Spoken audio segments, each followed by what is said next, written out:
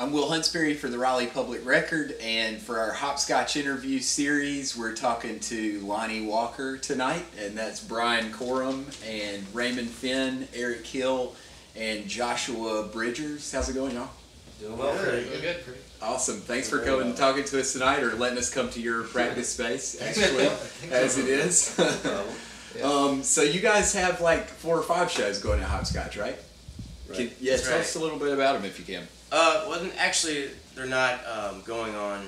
They're not specifically hopscotch shows. They are day parties of hopscotch. So we're not officially part of the show, the actual hopscotch festival. The lineup per se. Yeah, but we got some really great shows that are going on. You know, before the festival starts on all the days. Awesome. Every day, so y'all are playing Cam on Friday. Correct. People want to come see y'all there, right? Oh yeah, it's gonna be a great show. And then where else are y'all playing? Thursday we're doing the VIP party at the Wristband City in the Sheraton.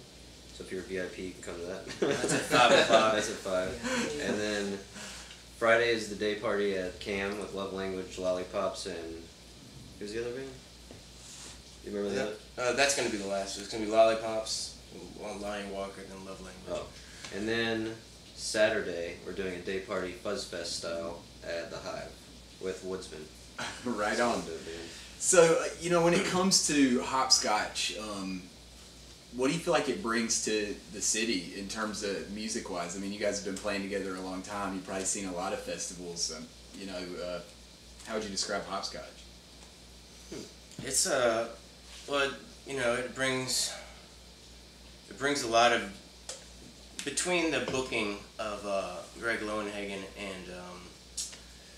and Grayson and their different taste, it kind of brings like a variety of musical styles to the city, which I think is good.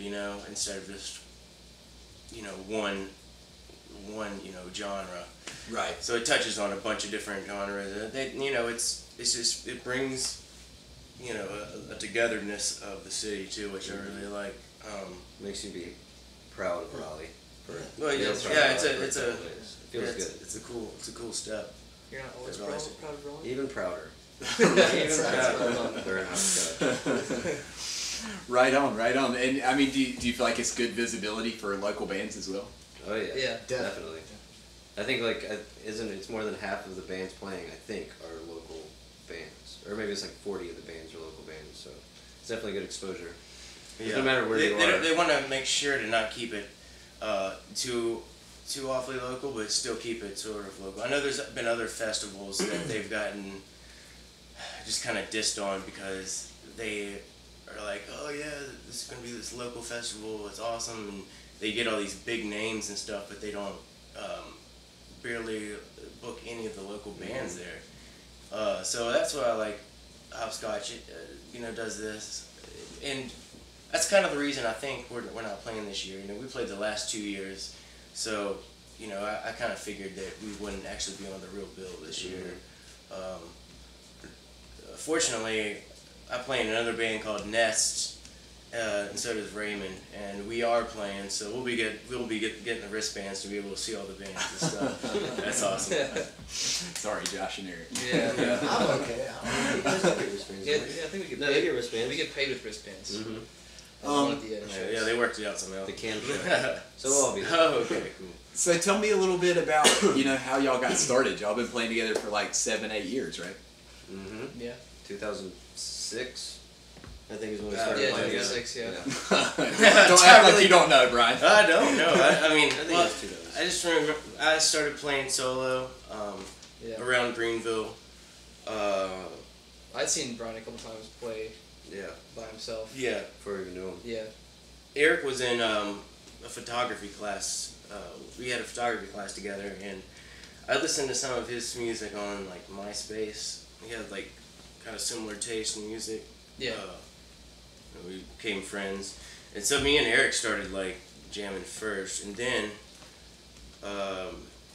Raymond had a a set of fatty bongos, right? You sold those for some drums. Yeah, I sold those No. in a drum set. He played drums on this track that I recorded called "I Wish I Was Black," and Angelina too. Angela. yeah, and Angelina. I've got a copy that says Lonnie Walker, Angelina. Yeah, there's a Remix. version. There's a version. Remix. There's a version of me playing drums too. And Yeah.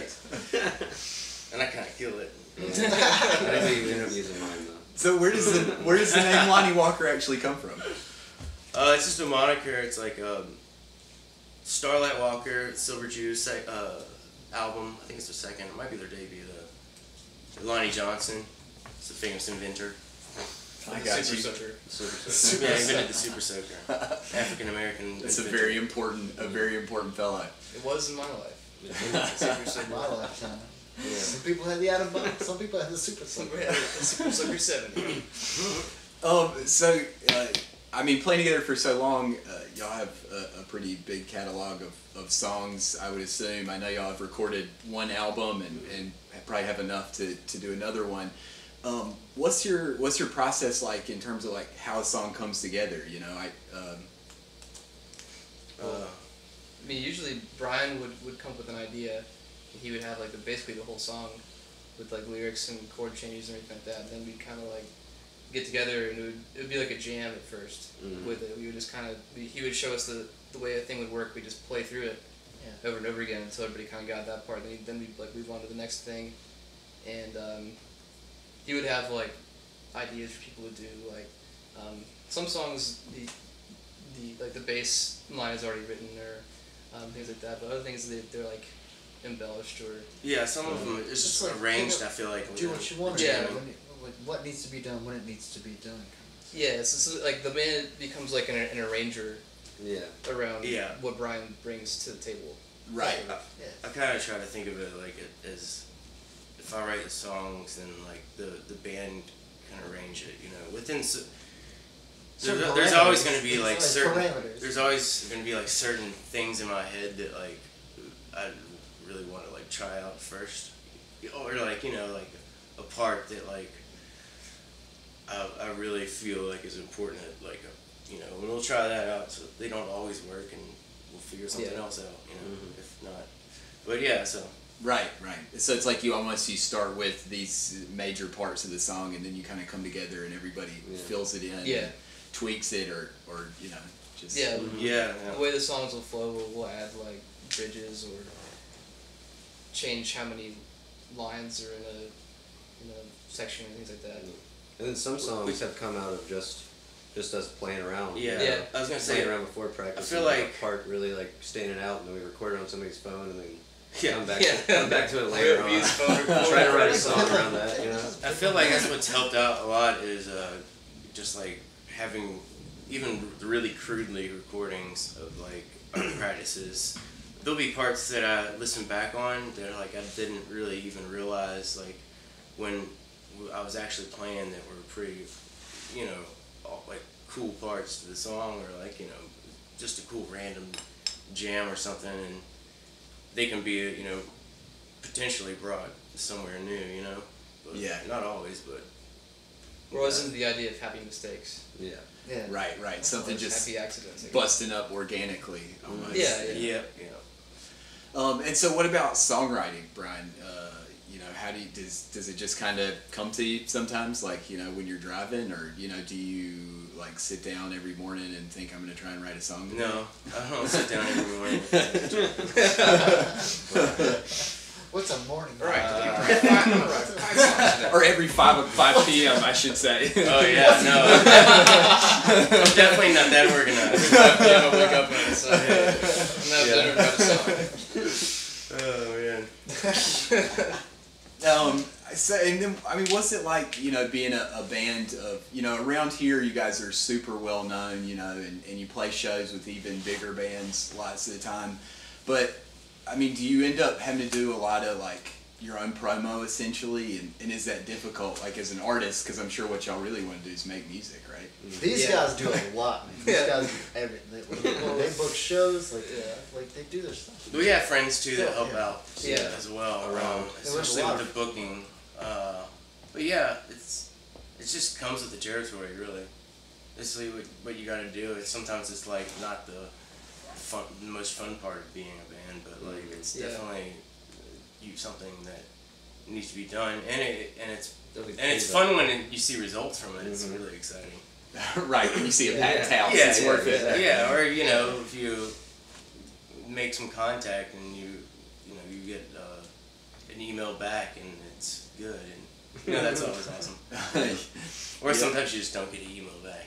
I know, we're passive aggressive as well, so it's okay. So would you say like over the time y'all been playing together, like has there been a progression to your sound? Really, like the sound of Lonnie Walker? Yeah, definitely. Yeah, less. I mean, like I said, when I first started, I was playing solo, so the songs were simpler. They were more like they're folkier. Yeah. Folkier. I have a weird thing with that word.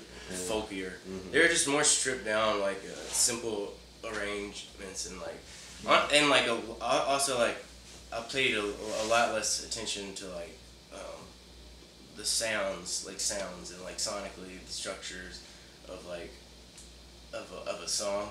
So I feel like we're definitely exploring that. I mean, he's got like 20 pedals now. Yeah. It's like more of a fine-tuned process almost. Yeah, that was also when we first started. We were only playing songs that he had written completely by himself. They were like songs that he'd been playing for 2 or 3 years by himself, and we just kind of. It definitely sound more like a together band. Yeah, it's more like a band now than I think that when we first started out. We were, I mean, this is really early in the band, but we were just kind of sidemen, sort of. And then once we got through all like working into being a group, we became like a cohesive thinker and like creator. I never thought of you guys as sidemen. I'm not saying. I've always felt like one thing. I'm not trying to say that in a bad way. I mean, like because it was Lonnie Walker and the Baby Angels for a little while. Yeah. So it was like he was Lonnie Walker and we were the Baby, but now we are Lonnie Walker. Yeah. And now everybody's got their own piece to the puzzle that they bring to the sound. Really, everybody contributes in their own way. Definitely. I mean, some of these songs we used to play, they're not even on that first album or anything. And I think that might have something to do with we were even at that point becoming like the cohesive part when we dropped the Baby Angels. I think they're all moniker. Songs. That was fun to play. All right, guys. Well, can we get a couple of songs? Yes. Yeah, sure. Awesome. Well, we've been talking to Lonnie Walker. Check him out at Hopscotch. Yeah. All right.